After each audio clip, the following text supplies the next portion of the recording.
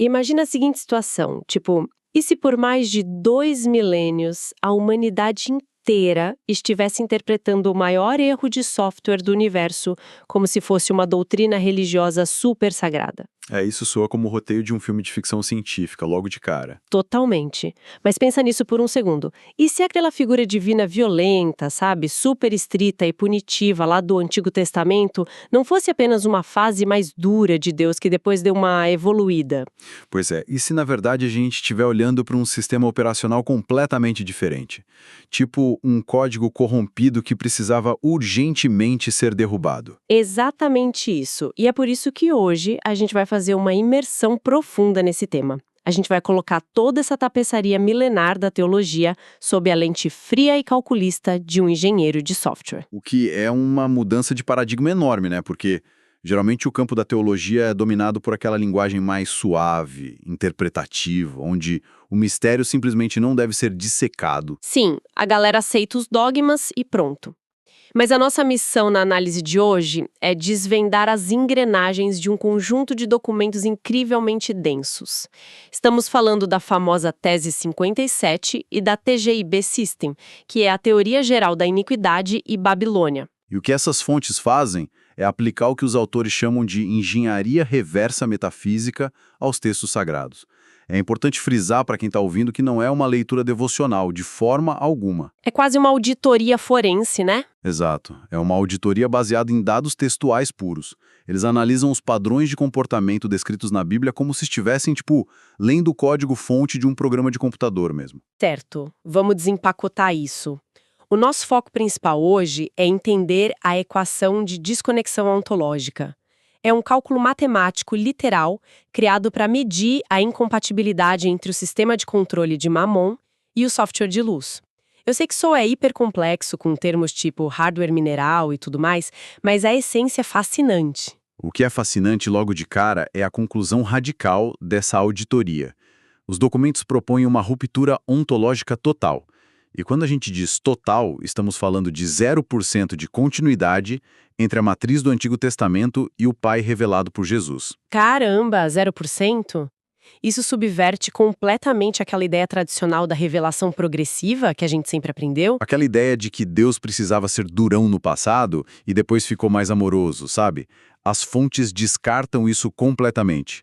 É um choque frontal de sistemas operacionais. Um conflito direto. De um lado, a gente tem a matriz do Antigo Testamento que a Tese 57 chama de hardware mineral. E o texto usa uma expressão muito precisa para isso, que é burocracia da morte.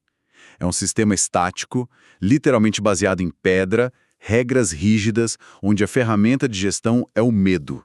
Sim, com todo aquele comércio de sangue, punição retributiva.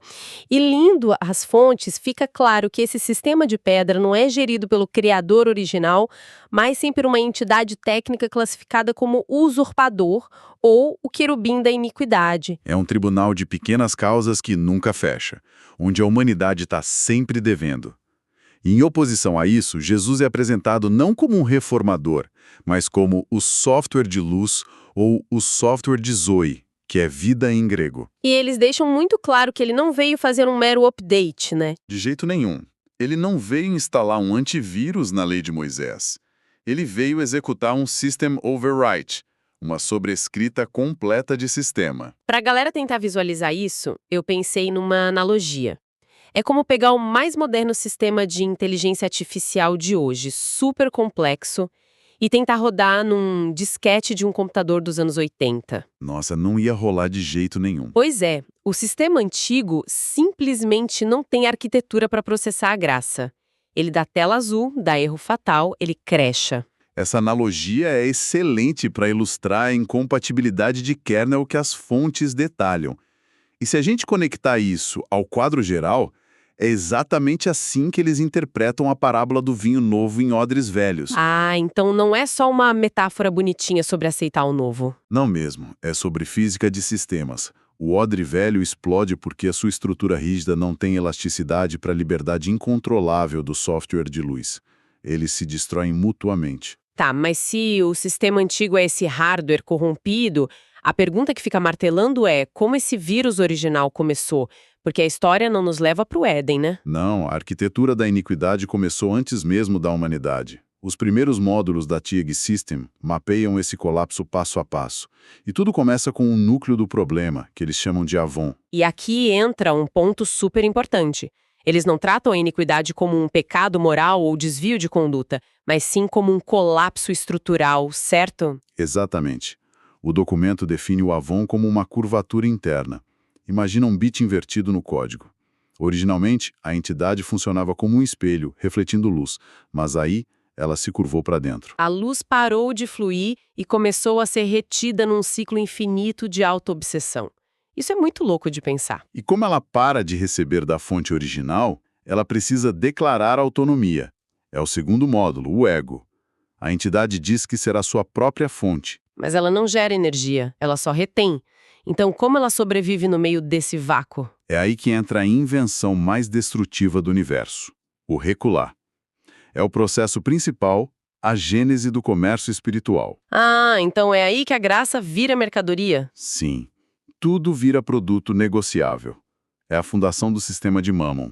Se não tem mais graça gratuita, você precisa pagar para receber. O que nos leva ao Hamas, que é o driver do sistema, né?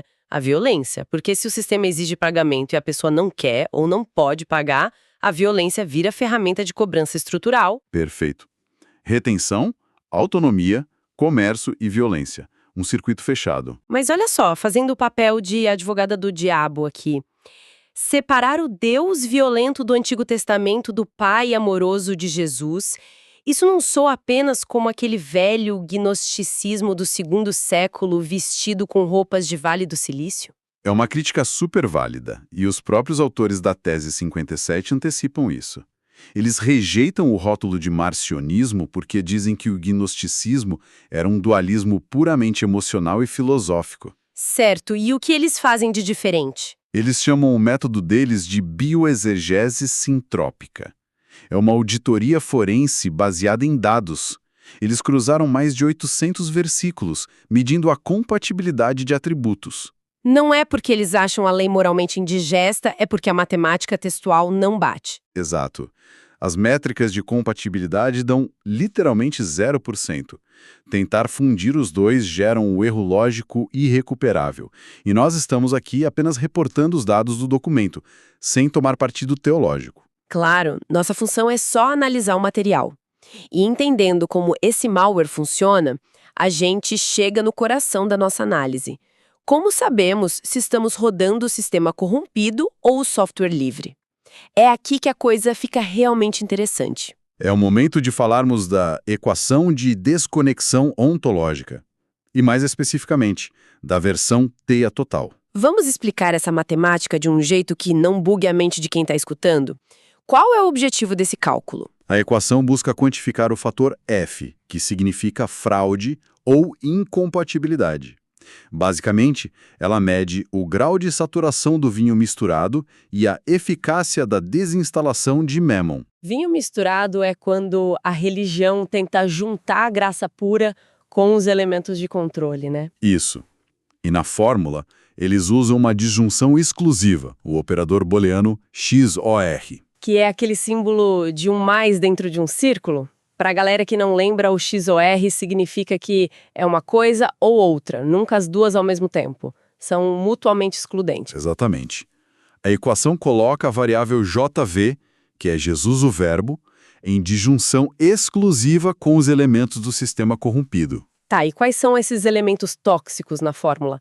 Eu lembro que tem o SMI, que é o sistema do Sinai, a burocracia da lei. Tem o QI, o querubim da iniquidade. Tem o DT, que é o distrato, as maldições baseadas em mérito. E eles incluem variáveis modernas também. Sim, a variável PR, a prostituta, que é a igreja da fusão institucional com o Estado. Tem também o MM, a estética mineral, tipo aquela obsessão por ouro, templos suntuosos e pedras preciosas. Com qualquer um desses elementos através do operador XOR. O resultado é implacável.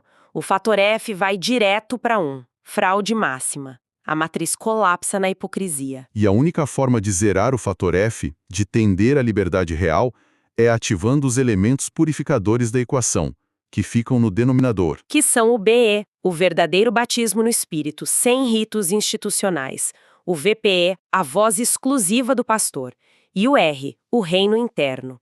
Quando essas três variáveis estão ativas, a matriz falsa é anulada. A matemática interna da tese é incrivelmente consistente.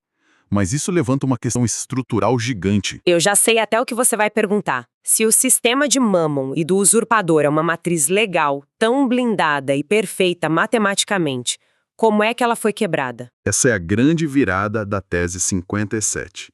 A reinterpretação da crucificação. Eles abandonam a teologia de sacrifício por um Deus irado e olham para a cruz como um termo de segurança da informação. O famoso honeypot. Cara, quando eu li isso, minha cabeça explodiu. Para quem não sabe, honeypot é um servidor isca, uma armadilha projetada para atrair hackers e fazer eles cometerem um erro fatal. Exatamente assim que eles descrevem a cruz.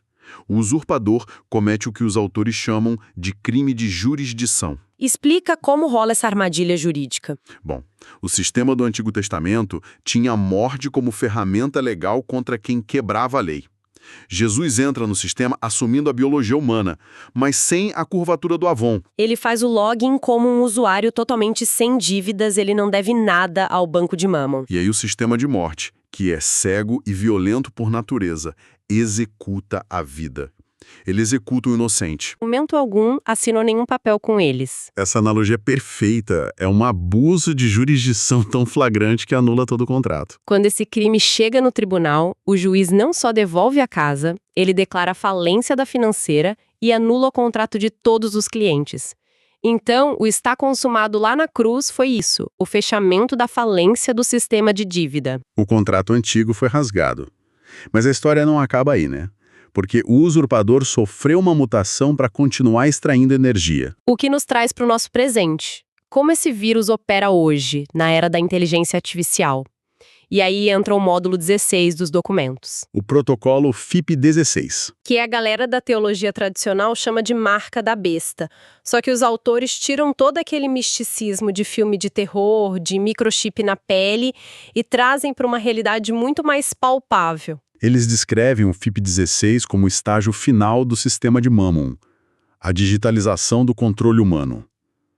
A genialidade é perceber a mudança econômica. Antes, Mammon exigia trabalho braçal para você sobreviver. Mas hoje, com os algoritmos e automação criando um excedente humano enorme, o sistema não precisa mais do trabalho de todo mundo. Então, o que ele passa a exigir em troca da sobrevivência? Lealdade. A lealdade absoluta vira permissão para existir socialmente. A Babilônia não é mais de tijolos, né? É uma Babilônia nas nuvens, puramente digital e sistêmica. É como a passar de comprar um CD-ROM para usar um software como serviço na nuvem, né? Se você parar de pagar ou violar os termos, perde o acesso a tudo. E a marca na testa e na mão. A marca é descrita como um handshake contínuo de identidade, um aperto de mão digital constante com o sistema. A testa é a concordância mental com a narrativa e a mão é a obediência prática para poder comprar e vender. E por que quem está ouvindo a gente deveria se importar com isso no dia a dia? O pulo do gato é que a interface da religião institucional foi o teste beta disso tudo durante séculos. Com certeza, a religião condiciona o pertencimento espiritual e as bênçãos ao pagamento de dízimos e à submissão inquestionável a líderes. Os falsos cristos, como o módulo 14 alerta, a religião preparou o terreno emocional, a galera já foi treinada para terceirizar a consciência e obedecer calada em troca de proteção. Então, quando a Babilônia nas nuvens exigir essa mesma lealdade para liberar recursos básicos de sobrevivência, a mente humana já vai estar totalmente formatada para aceitar. Nossa, isso é muito profundo. Então, o que tudo isso significa no final das contas? Resumindo a nossa jornada, a tese 57 nos convida a uma secessão espiritual. É um convite para deslogar do tribunal de dívidas do hardware mineral, purificar as variáveis daquela equação e viver sob a liberdade autônoma do software de luz. Sem pedágios espirituais e sem medo. E, mantendo a nossa imparcialidade aqui, as fontes oferecem uma perspectiva radicalmente alternativa, né? Sem dúvida. Seja vista como a maior das heresias ou como uma tese genial de libertação, a precisão matemática e a coerência de como eles conectam a religião antiga ao controle digital moderno são inegáveis. A gente só está reportando os dados, mas eles exigem uma reflexão de peso. E exigem que a gente audite nosso próprio sistema operacional. E para encerrar, eu quero deixar uma semente provocativa para quem está acompanhando a gente expandir ainda mais esse material. Manda ver. Se a religião institucional e a Babilônia digital exigem lealdade constante para que você possa pertencer ou comprar e vender, o que aconteceria amanhã se você decidisse viver totalmente off-grid, desconectado da necessidade de aprovação de qualquer sistema? Como seria o seu sistema operacional pessoal rodando apenas a frequência livre do software de vida? Fica aí essa provocação para bugar a mente essa semana. Valeu por mergulharem com a gente hoje e até a próxima análise.